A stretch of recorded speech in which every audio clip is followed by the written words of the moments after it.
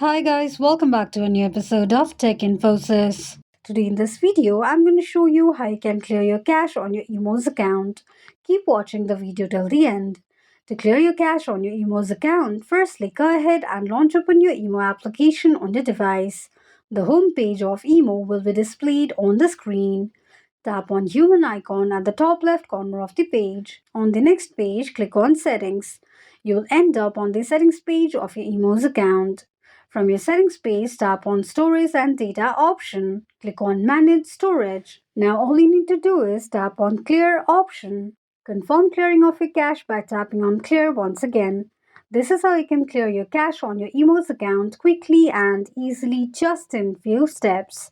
If you have any thoughts or queries, let us know in the comments section. Don't forget to subscribe to our channel for further updates. Also, press the notification bell icon so that YouTube will notify you whenever we post a new video. I hope this video was helpful to you. If it was, just go ahead and give us a thumbs up. Feel free to comment down any suggestions or improvements to be made to our channel by commenting on the comment box. We will be looking forward to upload more contents and tutorials on the upcoming video for your convenience. Thank you so much for watching.